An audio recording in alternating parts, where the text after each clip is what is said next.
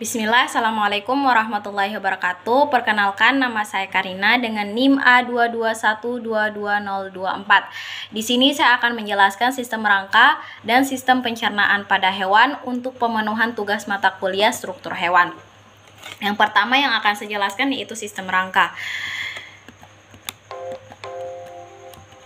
Apa itu sistem rangka? Sistem rangka adalah suatu sistem yang memberikan dukungan fisik pada makhluk hidup untuk dapat bergerak.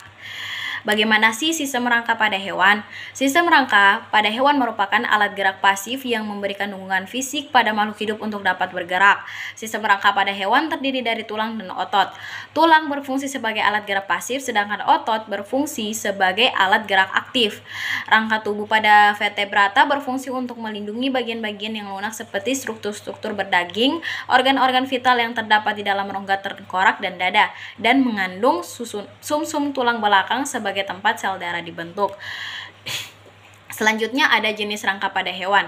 Tulang-tulang yang bergabung menjadi satu kesatuan disebut rangka atau skeleton. Berdasarkan letaknya, skeleton dibedakan menjadi dua jenis, yaitu ada exoskeleton dan endoskeleton. Exoskeleton itu apa sih? Yaitu rangka yang terdapat di luar tubuh makhluk hidup, sedangkan endoskeleton itu rangka yang terdapat di dalam tubuh makhluk hidup.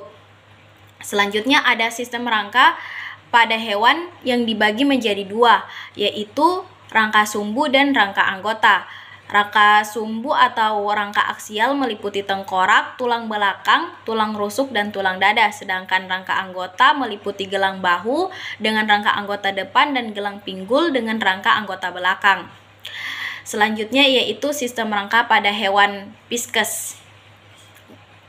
Bentuk ikan merupakan interaksi antara sistem rangka dengan sistem otot serta evolusi dalam adaptasi kedua sistem tersebut terhadap lingkungannya.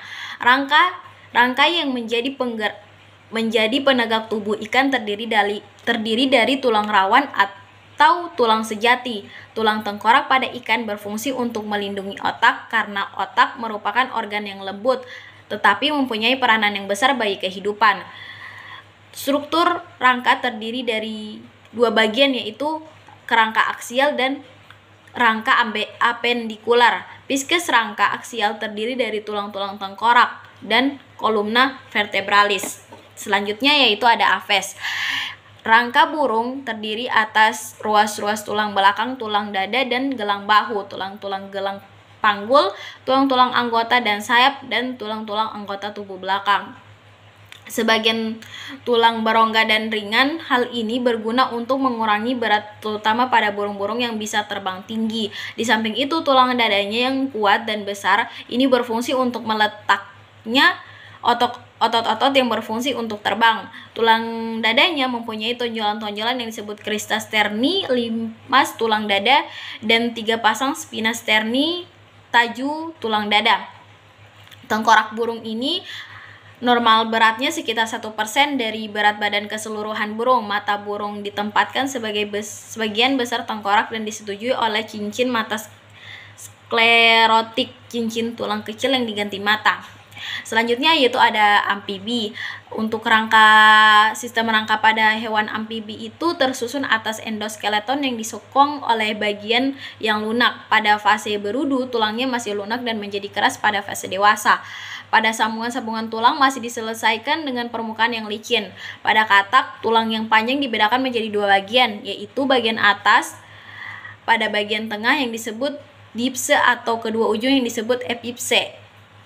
Sebagian besar amfibi memiliki 2 pasang tungkai dengan 4 jari digit kaki pada kaki bagian depan dan 5 jari pada jari depan. Jumlah digit pada amfibi mungkin ada yang mengurangi 2 buah. Tungkai belakang berkurang seperti pada salamander dan pasang tungkai tidak ada pada Caecilia. Tungkai biasanya tidak memiliki kuku tetapi ada tanduk pada jari-jarinya. Selanjutnya yaitu sistem rangka pada hewan reptil. Sistem rangka pada hewan reptil itu ada 2, yaitu eksoskeleton dan endoskeleton. Eksoskeleton itu dihasilkan dari epidermis, terdiri dari sisik menanduk yang menyelubungi permukaan dan posisi seperti susunan genting. Bentuk squama kadal berbeda antara bagian kepala, badan, dan ekor.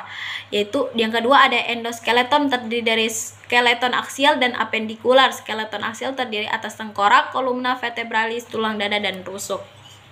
Selanjutnya yaitu ada sistem rangka pada hewan mamalia.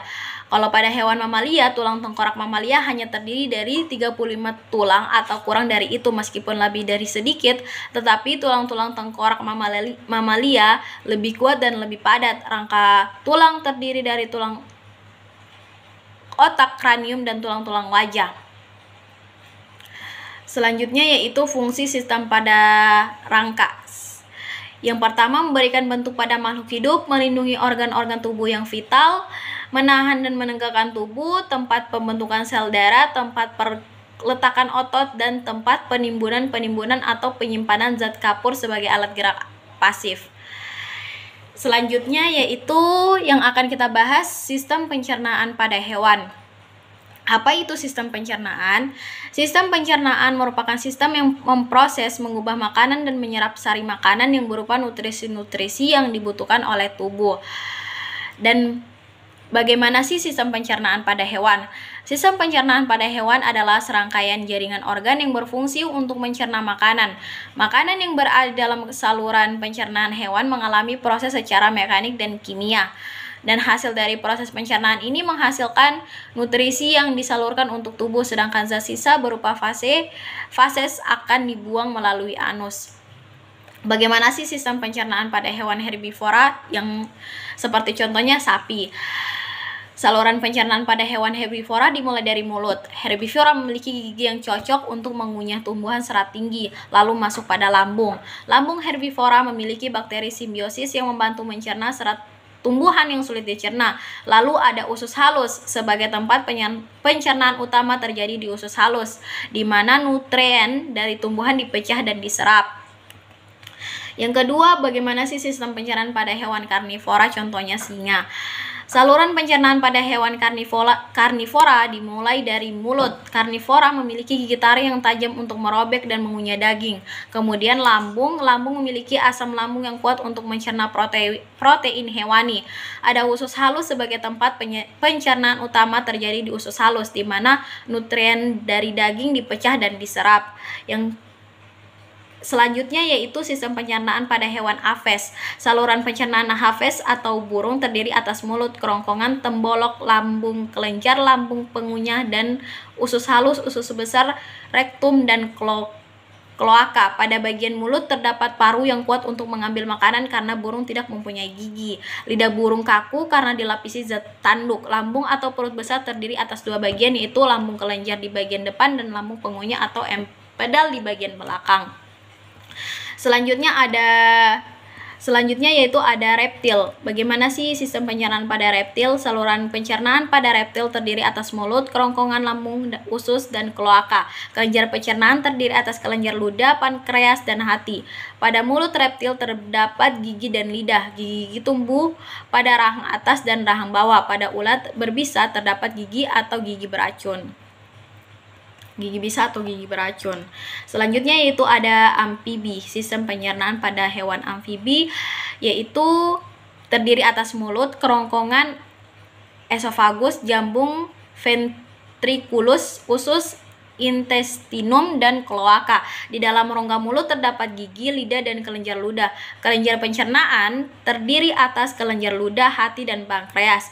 Gigi tumbuh pada rahang atas dan langit-langit yang disebut gigi vomer. Lidah pada katak bercabang dua dan berfungsi sebagai alat penangkap mangsa.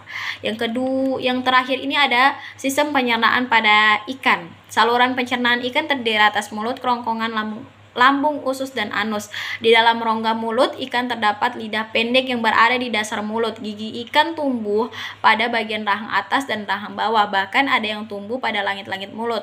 Ikan tidak mempunyai kelenjar ludah tetapi mempunyai kelenjar lendir di mulutnya. Lambung merupakan pelebaran dari saluran pencernaan.